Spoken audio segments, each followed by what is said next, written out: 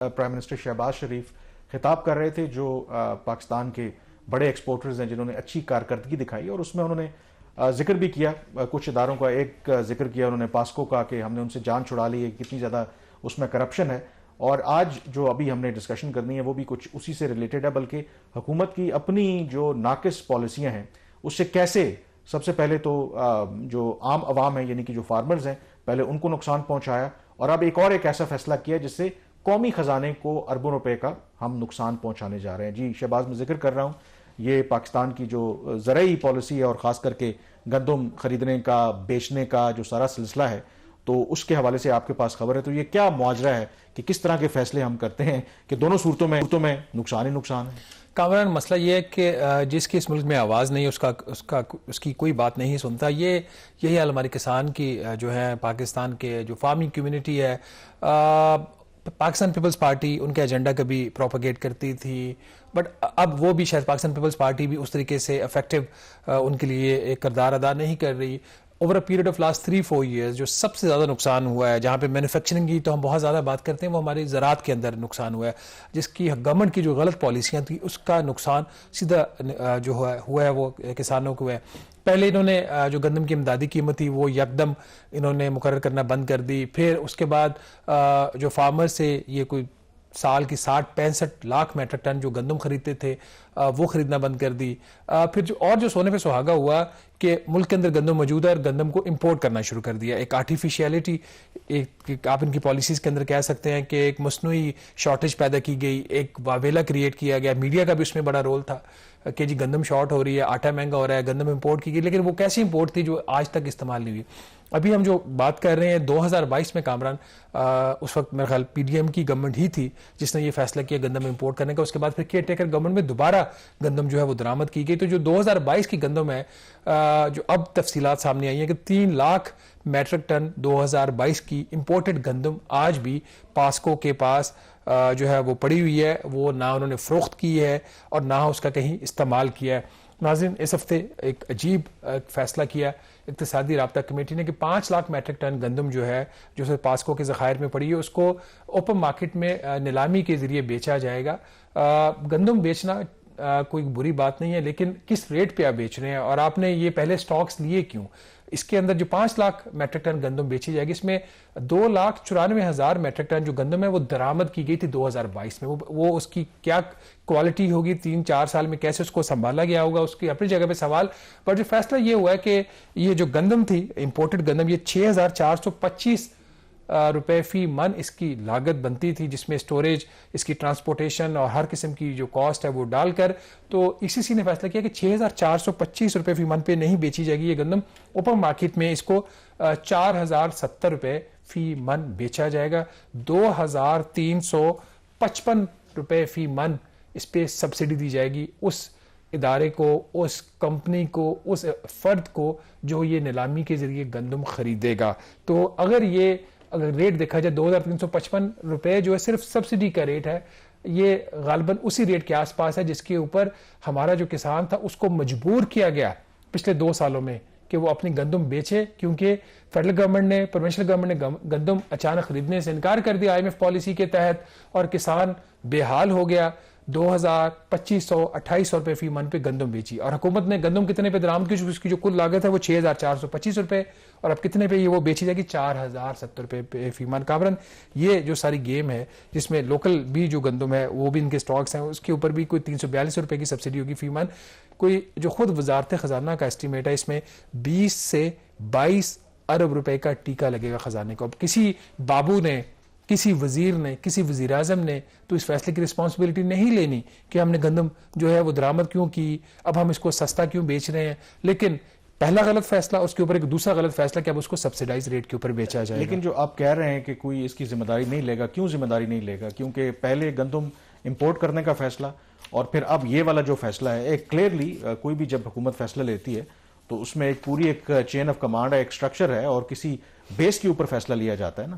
تو کیا اس فیصلے کے اوپر جو پہلے لیا گیا اور اب جو بھی یہ لینے کی کوشش کر رہے ہیں، ڈونٹ یو تھنک کہ جو بھی ذمہ دار لوگ ہیں اور اس میں سارا ریکارڈ موجود ہوگا، they should be held responsible, یا at least they should be called in اور ان سے پوچھا جائے کہ آپ نے کس بنیاد پر یہ فیصلہ کیا تھا جس کی وجہ سے پہلے آپ نے فارمر کو نقصان پہنچایا اور اب جو آپ بتا رہے ہیں کہ 20 سے 22 ارب روپے کا قومی خزانے کو ٹیکہ لگے گا, یعنی کہ عوام کے جیبوں سے ہی پیسہ جائے گا نا. یہ ایگزیکٹلی اب یہی تو مسئلہ ہے نا کامران کہ اس طرح کے جو فیصلے ہوتے ہیں, گندم اور چینی یہ دو ایسی کموڈیٹیز ہیں جس کے فیصلے پولیٹیکل ہوتے ہیں.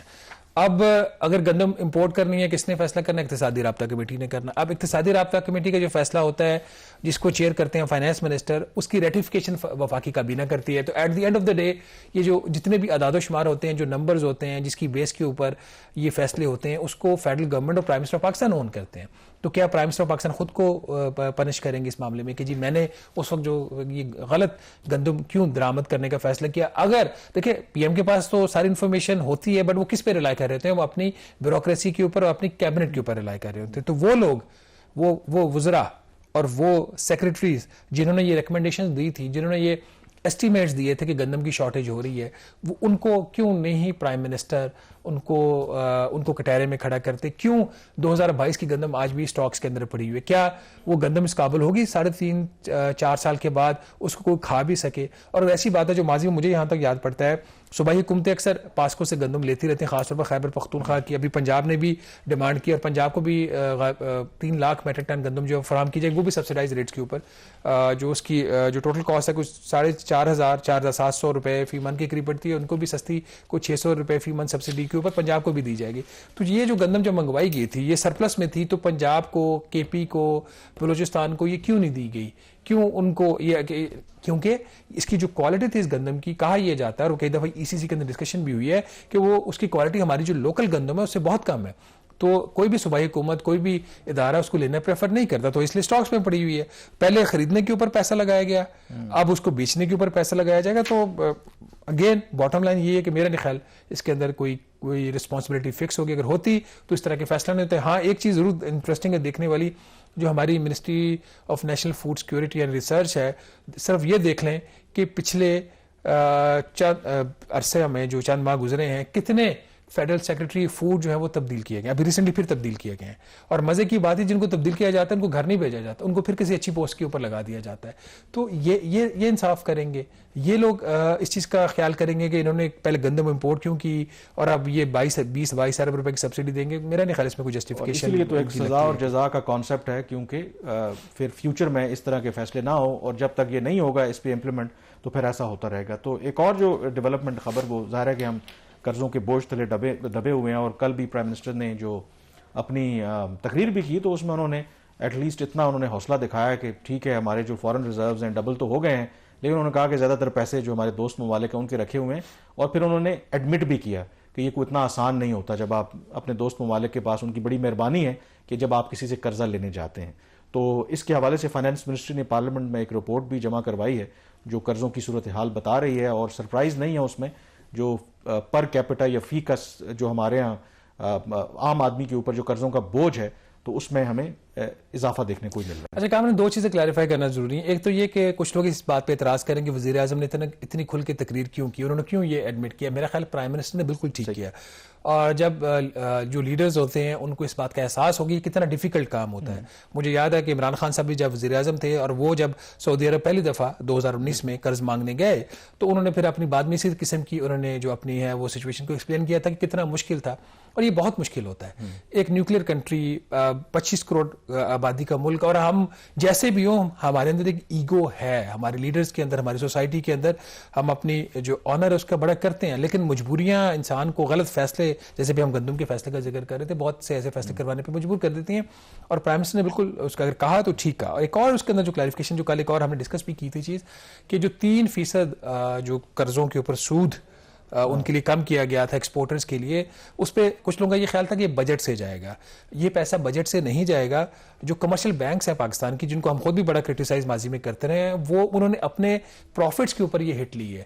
یہ جو ابھی ایکسپورٹ ری فائنینسنگ اسکیم کا جو انٹرسٹ ریٹ ہے ایکسپورٹرز کے لیے 4.5%, جو 7.5% سے کم کیا پرائم منسٹر نے, یہ 3% کا جو بوجھ ہے یہ کمرشل بینکس جو ہے وہ برداشت کریں گی. تو جہاں پہ ان کو کرٹیسزم ان کے اوپر ہوتا ہے ان کو اپریشیٹ بھی کرنا چاہیے. اب آ جاتے ہیں یہ ڈیٹ کے اوپر. ناظرین, یہ سچویشن ایز یوزول کافی الارمنگ, آلدو وفاقی حکومت اس بات کا بڑا کلیم کرتی ہے کہ جی ہم نے اپنے جو قرضے ہیں اس میں وہ وقت سے پہلے اتارنا شروع کر دیے ہیں, اس کی بھی حقیقت جو وقت سے پہلے اتارنے کی یہ ہے کہ قرض وقت سے پہلے اس لیے اتارا جا رہا ہے کہ یہ بھی IMF کی شرط ہے کہ جو اسٹیٹ بینک آف پاکستان کا جو منافع ہے جو وفاقی حکومت کو ملتا ہے اس منافع کا آدھا جو ہے وہ جو پہلے قرض واپس کرنے کے لیے استعمال ہوگا. تو یہ کوئی حکومت اپنی والنٹریلی یہ کام نہیں کر رہی. صورتحال اصل قرضوں کی یہ ہے کہ جو مجموعی طور پر ہر پاکستانی پہلے 2,94,000 روپے کا مقروض تھا اور وزیر اعظم شہباز شریف صاحب کی حکومت کا جو پہلا پورا سال تھا فسکل ایئر جولائی 2024 سے لے کے جون 2025 تک اس میں یہ قرض 13% سے بڑھ کر 3,33,000 روپے فی پرسن ہو گیا ہے. اور کہانی یہاں پہ ختم نہیں ہوتی. پارلیمنٹ نے ایک قانون پاس کیا تھا کہ جو وفاقی بجٹ خسارہ کتنا ہوگا اس کی جو لمٹ تھی پچھلے مالی سال کے لیے 3.5% تھی پاکستان کی اکانومی کے جو حجم کے برابر, وہ اس کی بجائے 6.2% جو ہے جو وہ بجٹ کا خسارہ رہا ہے وفاقی حکومت کا.